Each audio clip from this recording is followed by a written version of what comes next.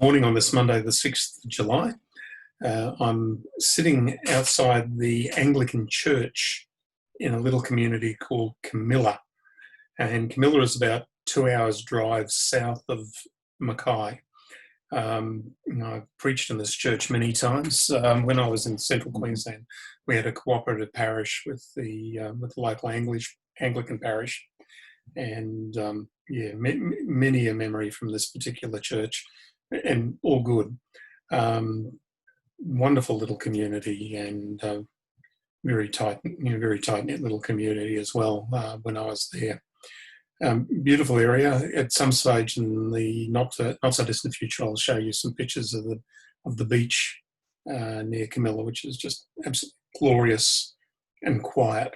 Ironically, when I went down there this day to take a photo, there were lots of people at the beach, which kind of surprised me, because normally there's not another human being in sight, though you do have to watch out for the crocodile that lives near the river mouth. Today, I thought there was a reading that came up a couple of weeks ago at a very timely time, and I thought I'd reflect on it. And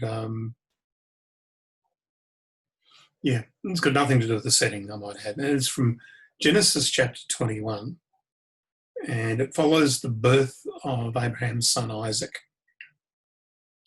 And I'll read from verse 8. So Isaac grew, and on the day that he was weaned, Abraham gave him his first feast.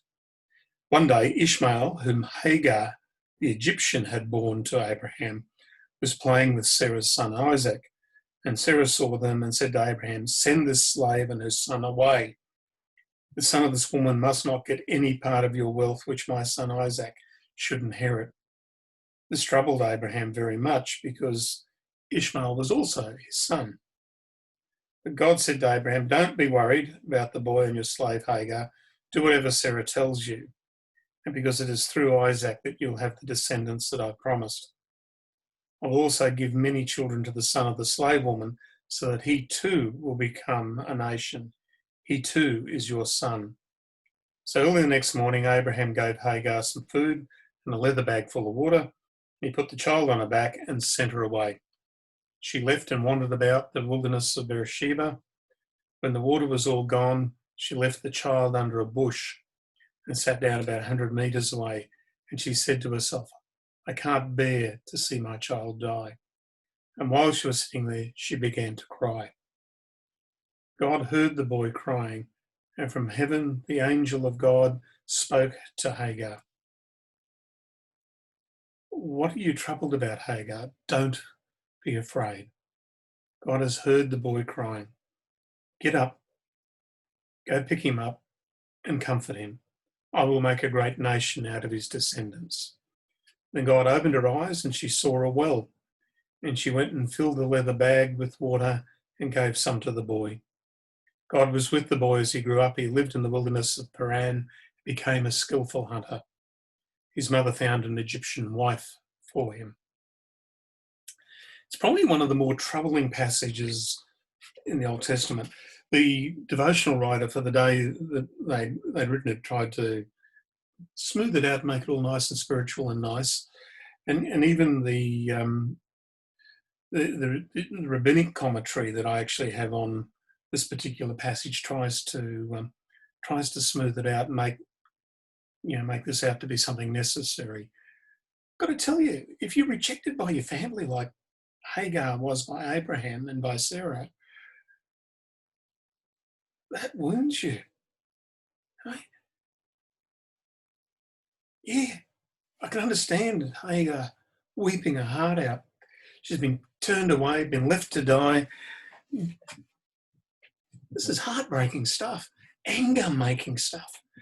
And when family turns on you like that over worries of an inheritance, I'll let you guess how that fed it, where this was really timely for me to realise that even when you are rejected by family, God is still there for you. And that's what Hagar came to realise. It certainly wasn't an easy process for her, and certainly some of the stuff that happened afterwards.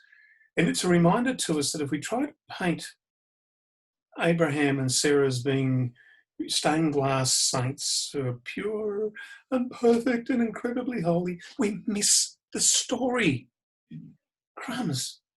The only reason Hagar had Ishmael was because she talked the two of them into Abraham's bed, talked Abraham and Hagar into it. Of all the dumb things to do, which can actually wreck a family, Sarah did it. Abraham joined in, and there are times like this when I think Abraham's way of dealing with interpersonal relationships is not brilliant. And if you want to see a dysfunctional family, here is a dysfunctional family.